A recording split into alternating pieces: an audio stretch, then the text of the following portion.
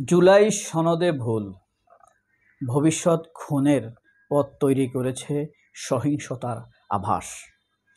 পিছিয়ে এসেছেন ডক্টর ইউনূস, এটা হইল ভালো দিক।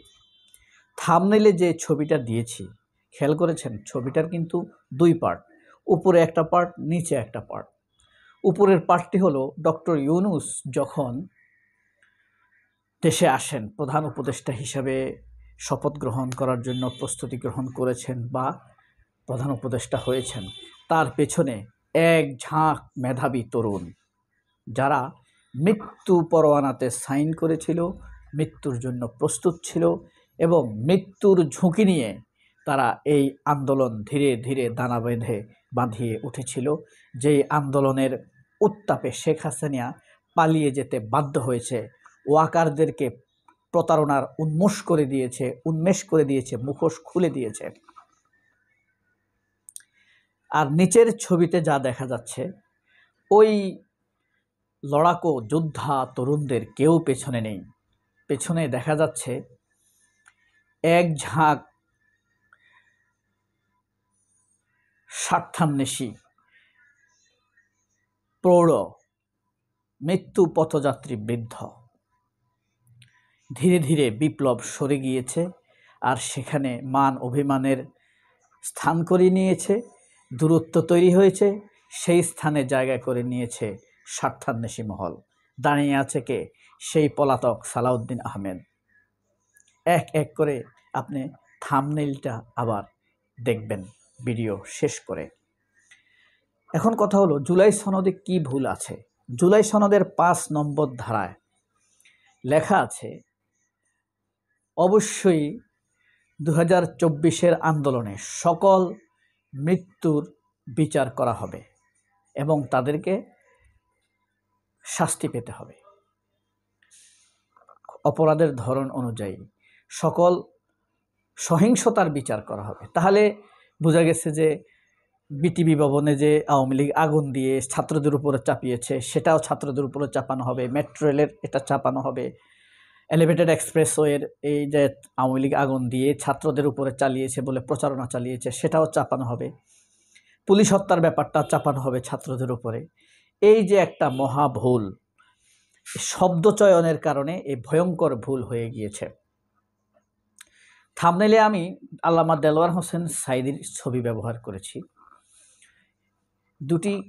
এটার একটা ব্যাখ্যা দেওয়া দরকার। আপনারা জানেন, একসময় আল্লামা দেলোয়ার হোসেন সাঈদী মিলাদ পড়তেন, কেয়াম করতেন, দাঁড়াতেন।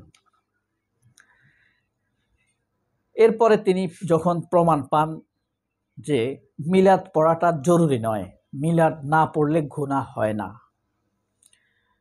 পড়তে হবে এমন বাধ্যতামূলক নয়, মিলাদের চাইতে গুরুত্বপূর্ণ ইবাদত রয়েছে, মানুষকে সেই ইবাদতে সম্পৃক্ত করা উচিত, তখন তিনি মিলাদের গুরুত্ব অনুযায়ী মিলাদের কাছ থেকে সরে আসেন।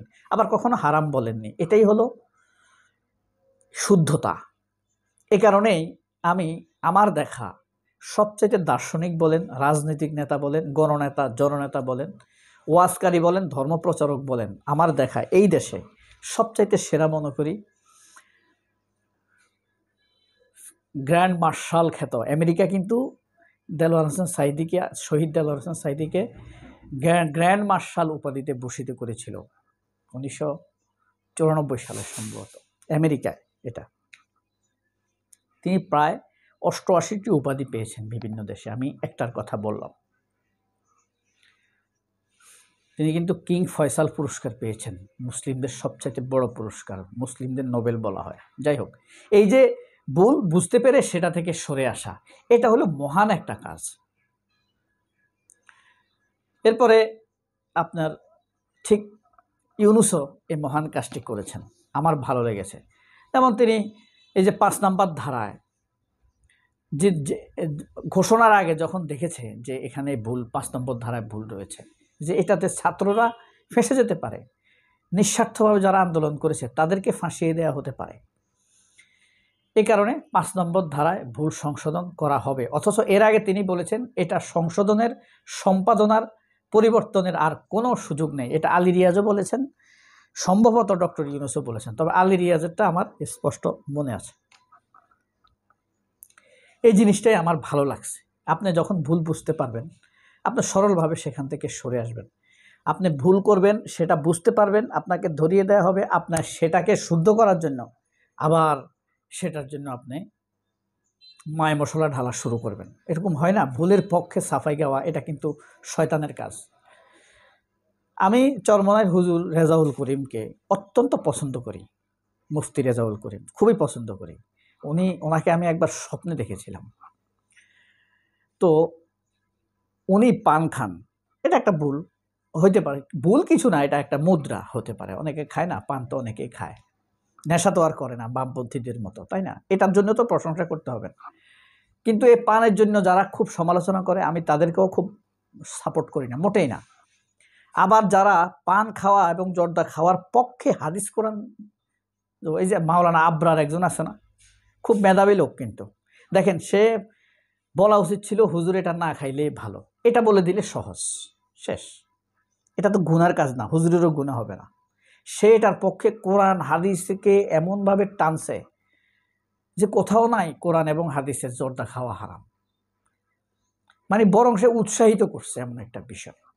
আবার কোথাও কি সে এটা বলতে পারেনি, কোথাও কি কোরআন হাদিসের কোথাও বলা হয়েছে আপনারা পান খাবেন, জর্দা খাবেন? এটাতে না গিয়ে সে মানুষকে ডিপ্রেস করেছে, অপোজ করেছে, বিরোধিতা করেছে। কোরআন হাদিসকে কি করছে? মানুষের মুখোমুখি দাঁড় করিয়ে দিয়েছে। অথচ এক কথাই যথেষ্ট ছিল, পান না খেলেও চলে।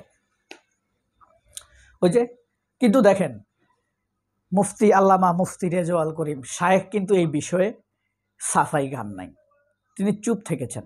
বরং আমার ধারণা এরপর থেকে আমি আর তাকে পান খাইতে দেখি নাই। ঠিক আছে, কত মানুষ কত অপরাধ করে, কত হারাম কাজ করে, আর উনি একটা পান খায়, ডেলি 5 কিলো খায়, 10 কিলো খায়, হইতে পারে, তাই না? কিন্তু তার এই জিনিসটা নিয়ে এত পেঁচানো, এক শ্রেণী আছে মারাত্মক পেঁচাচ্ছে। তো এই যে ভুল থেকে সরে আসা, রেজাউল করিম যেভাবে নিজেকে প্রমাণ করার চেষ্টা করেছেন, শহীদ আল্লামা দেলওয়ার হোসেন সাঈদী নিজেকে প্রমাণ করার চেষ্টা করেছেন, ডক্টর ইউনূস নিজেকে প্রমাণ করার চেষ্টা করেছেন, এই জিনিসগুলোই ভালো লেগেছে। যে 5 নম্বর ধারাটি আমি আপনাদেরকে পত্রিকায় পড়ে শোনাই। এই যে এনসিপি ছাড়াই জুলাই সনদের সই, এরপরে লেখা আছে বিএনপি জামায়াত সহ 24 রাজনৈতিক দলের স্বাক্ষর, দাবির মুখে শেষ মুহূর্তে একটি ধারা সংশোধন। এই যে দেখেন, দাবির মুখে শেষ মুহূর্তে একটি ধারা সংশোধন, এটা হলো 5 নাম্বার ধারা, বুঝতে পারছেন? 5 নাম্বার ধারা দেখেন, জুলাই জাতীয় সনদ স্বাক্ষরের আগে ক্ষোভের মুখে সনদের অঙ্গীকারনামার 5ম দফা সংশোধন করে জাতীয় ঐক্যমত্য কমিশন গতকাল দুপুর 2টার দিকে জাতীয় ঐক্যমত্য কমিশনের সংবাদ বিজ্ঞপ্তিতে এই সংশোধনের কথা জানানো হয়। দফাটিতে আগে লেখা ছিল, গণঅভ্যুত্থানের পূর্ব 16 বছরের ফ্যাসিবাদ বিরোধী গণতান্ত্রিক সংগ্রামে গুম, খুন ও নির্যাতনের শিকার হওয়া ব্যক্তিদের এবং 24 সালের জুলাই আগস্টের গণ অভ্যুত্থানের সংগঠিত সব হত্যাকাণ্ডের বিচার ও শহীদদের রাষ্ট্রীয় মর্যাদা প্রদান, শহীদ পরিবারগুলোকে যথোপযুক্ত সহায়তা প্রদান করা হবে। পরে সংশোধন করে যা লেখা হয়েছে, সংশোধিত দফায় বলা হয়েছে, গণ অভ্যুত্থানে বাংলাদেশ 16 বছরের আওয়ামী ফ্যাসিবাদ বিরোধী গণতান্ত্রিক সংগ্রামে গুম, খুন ও নির্যাতনের শিকার হওয়া ব্যক্তিদের এবং 2024 সালের জুলাই আগস্ট গণ অভ্যুত্থানের ফ্যাসিস্ট আওয়ামী লীগ ও তার সহযোগী আইন শৃঙ্খলা বাহিনীর কতিপয় সদস্যদের মাধ্যমে সংগঠিত সকল হত্যাকাণ্ডের বিচার, শহীদদের রাষ্ট্রীয় মর্যাদা প্রদান করা হবে। অর্থাৎ খুনি পুলিশ বা আর্মি বা সরকারি বাহিনী দ্বারা হত্যাকাণ্ড, সকল হত্যাকাণ্ডের বিচার করা হবে। খুনি পুলিশ, র্যাব, বিজিবি এবং অন্যান্য সরকারি বাহিনী দ্বারা সংগঠিত সকল হত্যাকাণ্ডের বিচার করা হবে এবং শহীদদের যথোপযুক্ত মর্যাদা দেওয়া হবে, পরিবারকে পুনর্বাসন করা হবে। চমৎকার ব্যাপারটা আমার ভালো লেগেছে। আরেকটা জিনিস আমি খুব দাবি জানাই, আমার দাবি কতটা হবে জানি না, আবার আমি পৌঁছাইছি আমার ঘটনাটা। সেটা হলো শেখ হাসিনার আমলে জুডিশিয়াল কিলিংয়ের মাধ্যমে যাদেরকে পারিবারিক, সাংগঠনিক, রাজনৈতিকভাবে, সামাজিকভাবে তছনছ করে দেয়া হয়েছে, তাদের ব্যাপারে ভুল স্বীকার, তাদের পরিবারকে ক্ষতিপূরণ দেওয়ার বিষয়টি সেখানে অন্তর্ভুক্ত করা হবে। এই ভুলটিও সংশোধন করা উচিত। এটা বাদ পড়া ভুল।